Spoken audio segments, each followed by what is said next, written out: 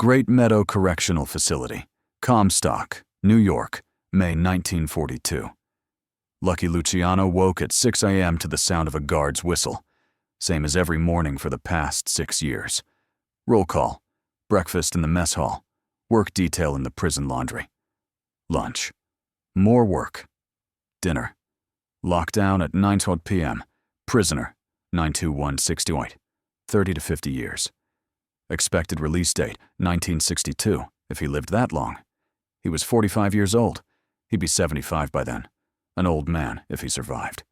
The man who'd reorganized the American Mafia, who'd created the Commission, who'd made tens of millions of dollars, who'd dined with politicians and movie stars. Now he folded laundry and ate prison food. Office of Naval Intelligence, Manhattan.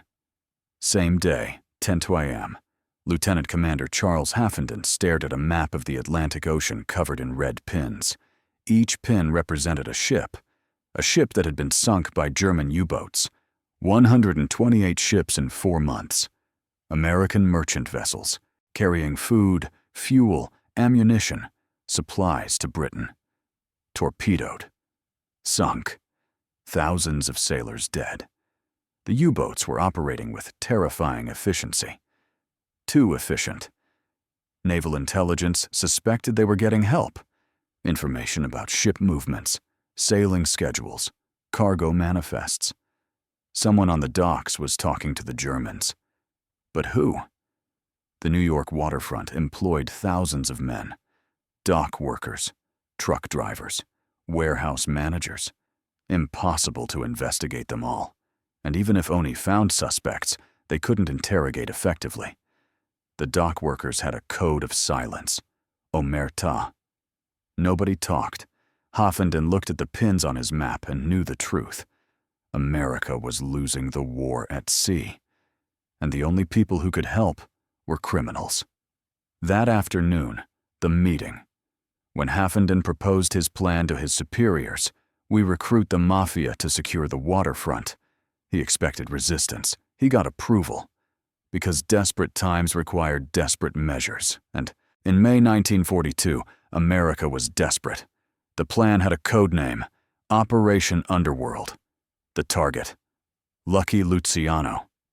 The offer, help us win the war, and we'll consider your freedom. The risk, if this went public, the scandal would destroy everyone involved. But Haffenden didn't care about scandal. He cared about stopping German U-boats. And Lucky Luciano, imprisoned, bitter, angry, was about to become America's most unlikely ally.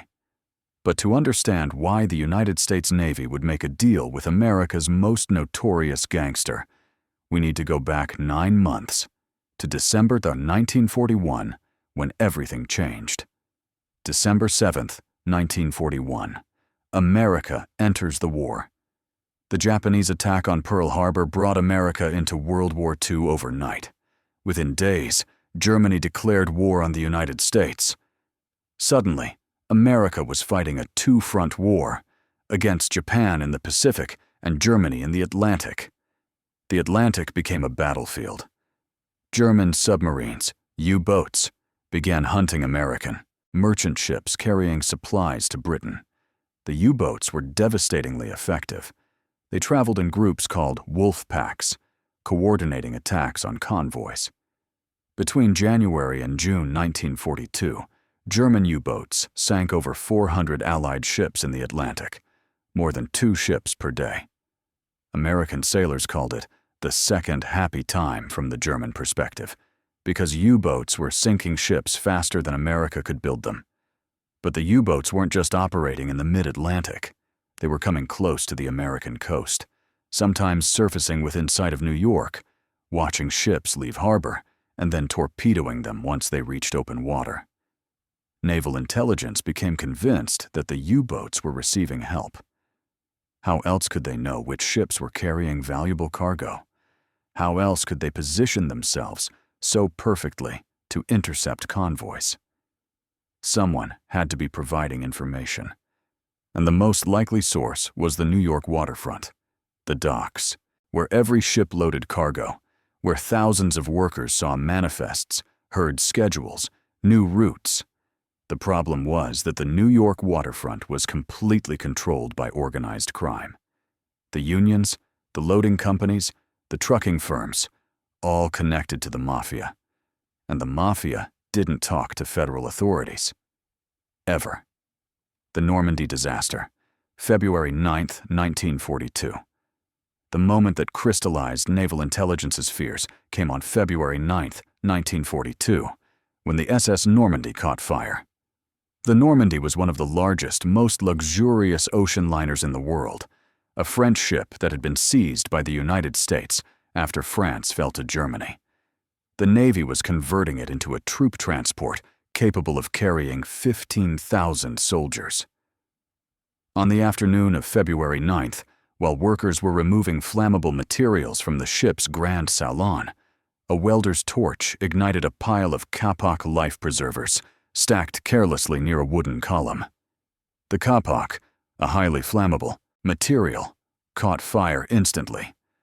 Workers tried to extinguish the flames with handheld extinguishers, but the fire spread too quickly, racing up the walls and across the ceiling of the Grand Salon. Within 15 minutes, multiple decks were burning. The fire alarm system, partially disabled during renovation work, failed to alert the entire ship. By the time firefighters arrived from Manhattan and Brooklyn, over 20 fire companies responding to what was clearly a major disaster, the ship was already engulfed. Firefighters poured millions of gallons of water onto the burning vessel, trying desperately to save what had been one of the world's most beautiful ships. But they faced an impossible physics problem. Water is heavy. As millions of gallons accumulated in the upper decks, the ship became increasingly unstable, listing to port as the water weight shifted. Naval architects on scene warned that the ship might capsize, but firefighters continued pumping water, believing they could still save her. They were wrong.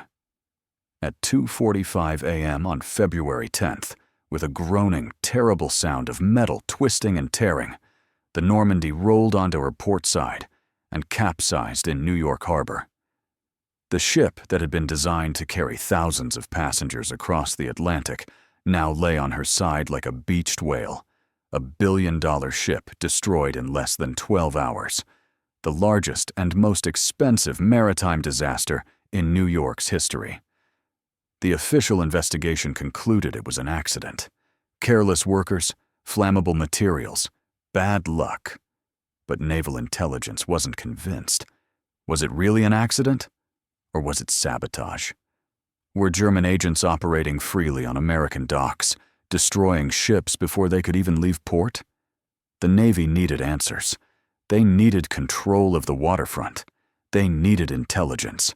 And they realized there was only one group that could provide it: the Mafia.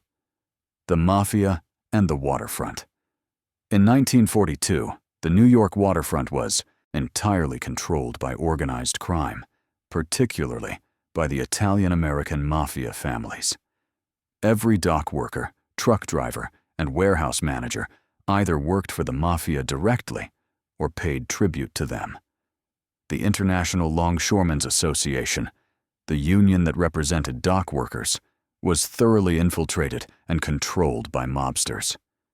If you wanted to work on the docks, you needed Mafia approval. If you wanted to move cargo, you paid the Mafia. If you wanted labor peace, you negotiated with the Mafia. This control extended to information. Dock workers knew everything: which ships were sailing when, what cargo they carried, where they were going. And because they all answered to the Mafia knew everything too. For Naval Intelligence, this created both a problem and an opportunity. The problem: if German agents wanted intelligence about American shipping, the waterfront was the perfect place to recruit informants. The opportunity: if the Navy could recruit the Mafia, they'd have eyes and ears everywhere, able to identify potential saboteurs and secure the docks. But approaching the Mafia was complicated. The organization didn't have a headquarters or a CEO. It was a network of families, each controlling different territories, coordinating through the Commission, the governing body that settled disputes between families.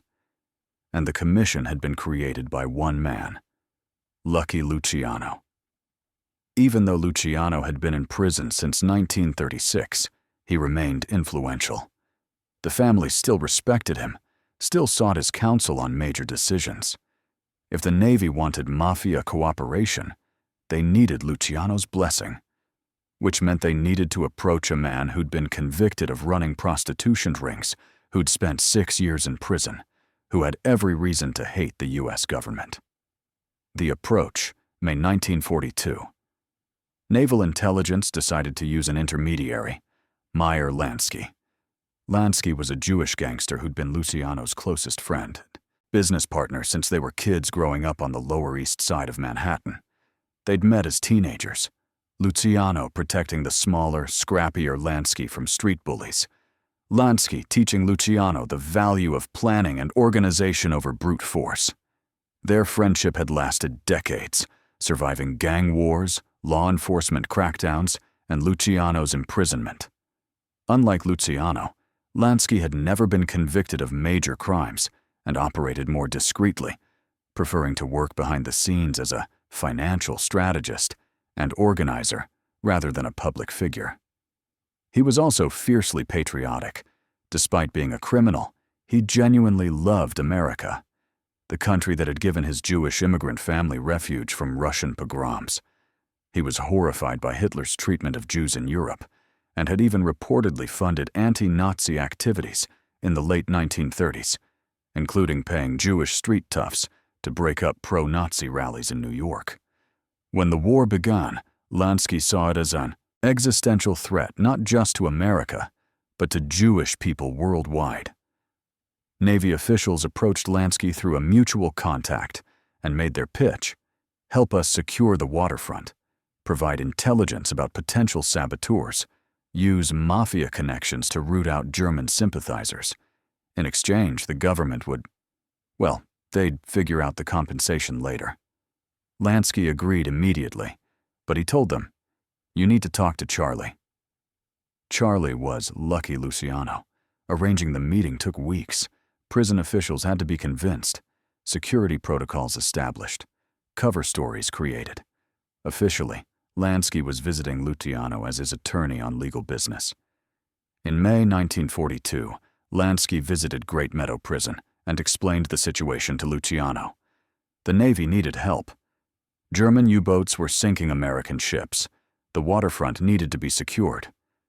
Would Luciano help? Luciano's first response was bitter. "They want my help after they put me here?" But Lansky pressed, "Charlie, it's the war. It's America. And if you help, maybe they'll remember it later. Maybe it helps you." Luciano thought about it. Then he made his decision. He'd help, but on his terms. First, he wanted to be moved from Great Meadow, a maximum security prison in upstate New York, to Sing Sing, which was closer to New York City and would make consultations easier. Second, he wanted regular visits from his associates, officially recorded as legal consultations, so he could coordinate waterfront security. Third, and most importantly, he wanted a promise. Not a guarantee, but a promise.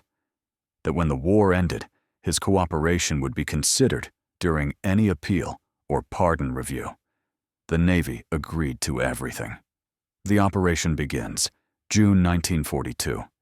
In June 1942, Lucky Luciano was quietly transferred from Great Meadow to Sing Sing Correctional Facility. The official reason given was administrative convenience. The real reason was Operation Underworld. Luciano's cell at Sing Sing became, in effect, a command center. He received regular visits from Meyer Lansky and other mafia figures, all officially recorded as attorney consultations. During these meetings, Luciano issued orders that transformed the New York waterfront. First, he ordered complete cooperation with Naval Intelligence. Any Navy investigators who showed proper credentials were to be given information, access, and assistance. Dock workers were told, These are the good guys, help them. Second, he ordered a purge of potential security risks. Any dock workers with German or Italian fascist sympathies, anyone who'd expressed support for Hitler or Mussolini, were quietly removed from sensitive positions. They weren't fired or arrested. They were simply moved to jobs where they couldn't access shipping information. Third, he established an intelligence network. Dock workers were instructed to report anything suspicious. Strangers asking questions about ship schedules, unusual activity around warehouses, anyone showing too much interest in naval vessels. This information was passed up through mafia channels and eventually reached Naval Intelligence. The results were immediate and dramatic. Within weeks, ONI began receiving detailed intelligence about waterfront operations. They identified and arrested several potential saboteurs. Not all were German agents. Some were simply thieves or black marketeers. But their removal made the docks more secure. More importantly, the flow of information to German U-boats seemed to stop. Ship sinkings near the American coast declined significantly. Convoys began reaching Britain with fewer losses. Operation Underworld was working. The Sicily invasion, 1943. But Luciano's assistance didn't end with the New York waterfront. In 1943, as the Allies planned to invade Sicily, the first major Allied assault on Axis-controlled Europe, military planners faced a problem. They needed intelligence about Sicily's coastline, defenses, and terrain. And they needed local contacts who could assist the invasion. Sicily was mafia homeland. Before Mussolini had cracked down on organized crime in the 1920s, forcing many Sicilian mobsters to flee to America, the mafia had controlled much of the island. Those connections still existed. Sicilian Americans in New York's mafia families still had relatives and contacts in Sicily. Naval Intelligence approached Luciano again. Could he provide intelligence on Sicily? Could he facilitate contacts with anti-fascist Sicilians who might assist the invasion? Luciano agreed. Through Meyer Lansky and other intermediaries, Luciano reached out to his Sicilian contacts. He provided Naval Intelligence with detailed information about Sicilian ports, coastal defenses, and geography. More controversially, and this remains disputed by historians, he may have arranged for Sicilian mafia figures to assist American forces during the invasion. When American troops landed in Sicily in July 1943, they encountered surprisingly light resistance in some areas. Local Sicilians, in some cases, actively helped the Americans, providing intelligence and even acting as guides. Some historians credit Operation Underworld and Luciano's network for this assistance. Others argue the Sicilian mafia's role has been exaggerated. The truth is somewhere in between, obscured by decades of secrecy and conflicting accounts. What's certain is that the Sicily invasion succeeded, opening a second front in Europe and beginning the liberation of Italy from fascist control. And Luciano believed, correctly or not, that his assistance had contributed to that success. The deal: freedom for service. Throughout the war, Luciano's cooperation with Operation Underworld remained classified. The public had no idea that America's most famous gangster was helping the war effort from his prison cell. Even most government officials didn't know. The operation was run by a small group within Naval Intelligence, with minimal oversight.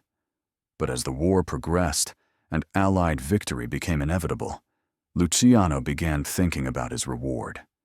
He'd delivered everything the Navy asked for. He'd secured the waterfront.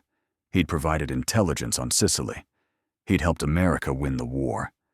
Now he wanted what he'd been promised: consideration for early release. In January 1945, with the war in Europe nearing its end, Meyer Lansky approached New York Governor Thomas Dewey, the same prosecutor who'd convicted Luciano in 1936, with a proposal. Luciano had served 9 years. He'd cooperated with the war effort in ways that couldn't be publicly discussed. Would the governor consider executive clemency? Dewey was in a difficult position. He'd built his political career on prosecuting organized crime. Releasing Lucky Luciano would be politically dangerous. But he'd also been briefed on Operation Underworld. He knew Luciano had helped the Navy. And Dewey was pragmatic. He understood deals. In January 1946, Governor, he released Luciano. The investigation found no evidence of bribery, but it did confirm that Naval Intelligence had worked with organized crime during the war, a fact that shocked many Americans. The full extent of Operation Underworld wasn't declassified until the 1970s, when government documents were finally released under Freedom of Information Act requests. Even today, some details remain classified or disputed. The legacy. Was it worth it? Operation Underworld raises uncomfortable questions about the relationship between government and organized crime. Did the United States do the right thing by working with the Mafia? The argument in favor: absolutely. America was fighting an existential war against Nazi Germany and Imperial Japan. German U-boats were sinking American ships, killing American sailors, threatening the supply lines that kept Britain alive. If working with criminals helped stop that, it was justified. The waterfront became more secure, intelligence improved, ship losses declined, lives were saved. And Luciano, despite being a criminal, genuinely helped his country. The argument against: the government legitimized organized crime. By working with Luciano, by releasing him from prison, authorities sent a message that powerful criminals could negotiate with the state. The Mafia gained prestige from their patriotic war service, a reputation they'd exploit for decades. And the precedent was dangerous. If the government worked with criminals once, why not again? The truth is probably that Operation Underworld was both necessary and troubling.